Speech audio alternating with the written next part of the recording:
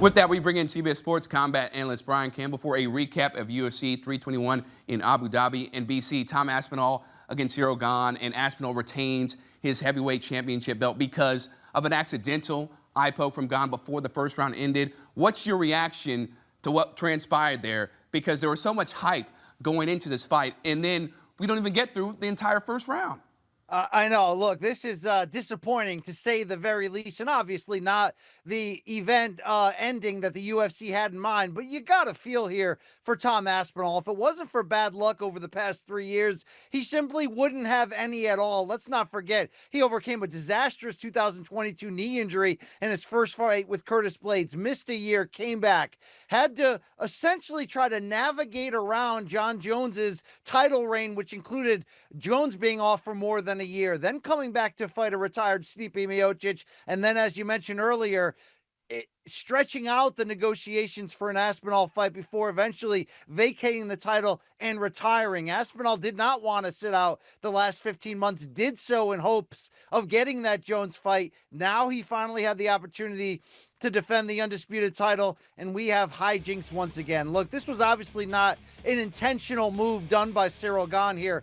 It was a damaging one, though, however, handled correctly by the referees and cage-side doctors who gave Aspinall every opportunity to continue. But the fact that he literally couldn't see out of his right eye and that he was poked in both simultaneously, wow, this was a fairly damaging foul leading to this no contest.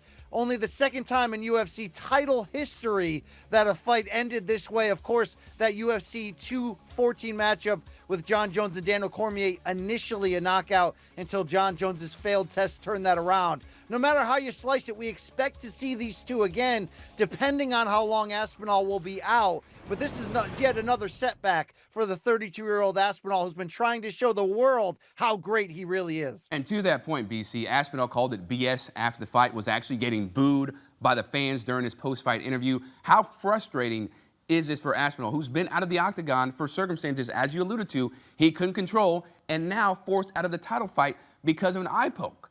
I mean, it's got to be incredibly frustrating for him. It's got to be damaging mentally. But let's look at it from a larger picture. The biggest things we were supposed to take from this fight coming in, especially if Aspinall had won, is could he answer the questions that his early knockout ability have never really showed? Does he have a great chin? Does he have 5-round stamina? Remember, he's had 18 pro fights, and none of them have gotten out of the second round. In fact, 15 of them have ended in the first round. This was supposed to be the fight that on the title level would show us a little bit more about who Tom Aspinall is. But if there is anything we could take away from it, you've got to tip your hat to a certain degree for what we saw in the first 4 minutes from Ciryl Gane, a guy that was counted out in a lot of ways heading into this title fight because of very high-profile, disastrous title losses to both Francis Ngannou and John Jones previously.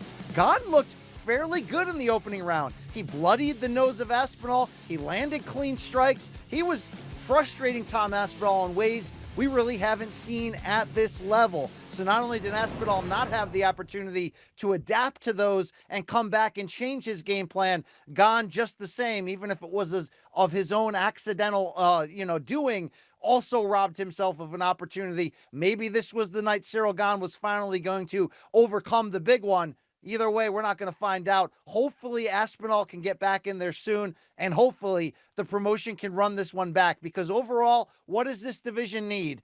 Consistency. We need to find out who's who and who's next in line for this belt. Yeah, I want to follow up on that, so it's a two-parter. Do you expect a quick rematch between Aspinall and Gane? And how do you think Dana White is going to handle this with Paramount taking over the promotion's broadcast rights in January? I mean, it could ultimately be a boon for Paramount in terms of, coming out strong with some big fights, with some big title fights that we need to see. And certainly this matchup, even with the unfortunate nature of the foul, does amp up the must-see nature. Like I mentioned, Gane maybe overachieved in that opening round, added some more wrinkles to the larger storyline. Hopefully, provided Aspinall doesn't have any long-term effects from this, it can be run back, maybe as early as December 6th for UFC 323 to close out the year. If not, early next year would be ideal. We already know that John Jones, who vacated the belt, retired in June.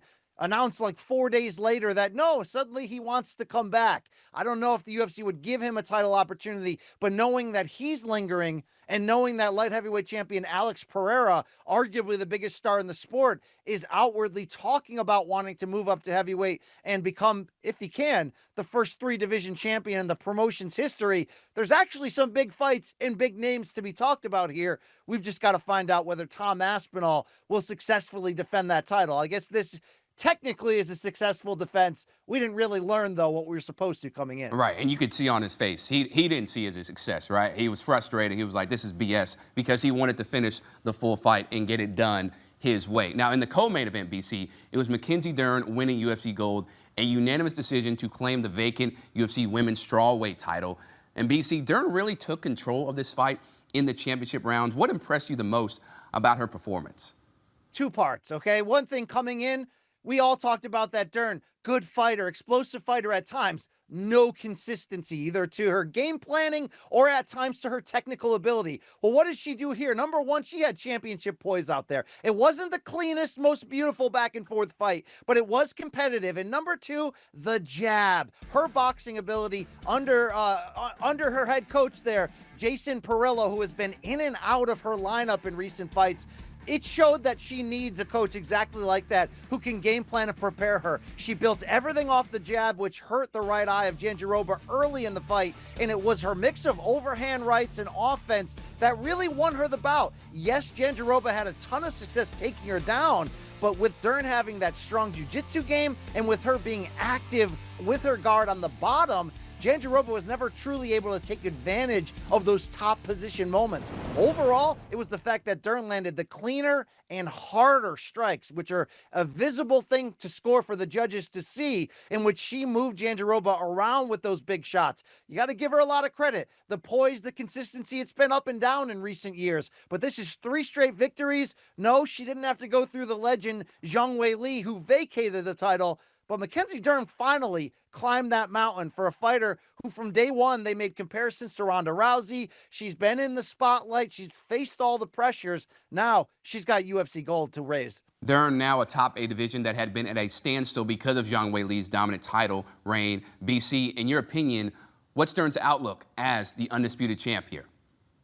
Look, if Zhang Weili stays at flyweight and she's scheduled to challenge the legend Valentina Shevchenko in November at UFC 322 for that belt, this could be Dern's division moving forward. Look, it's a little bit narrow in the pool compared to the past at 115 pounds, where we've seen great legends like Joanna Jędrzejczyk, Carla Esparza, Rose Namajunas, and Zhang Weili. But Dern is showing that she is rounding out her game. We already know that she's tough, durable, and can handle both the spotlight and the tough moments in the cage. But if she can stay consistent, there's a lot of hungry fighters coming up, but these are fighters she can beat. I'd like to see if she can get a first title defense part, maybe against Tatiana Suarez, who can match her on the ground in some ways with her wrestling background. Either way, you've really got to take your hat off to Dern.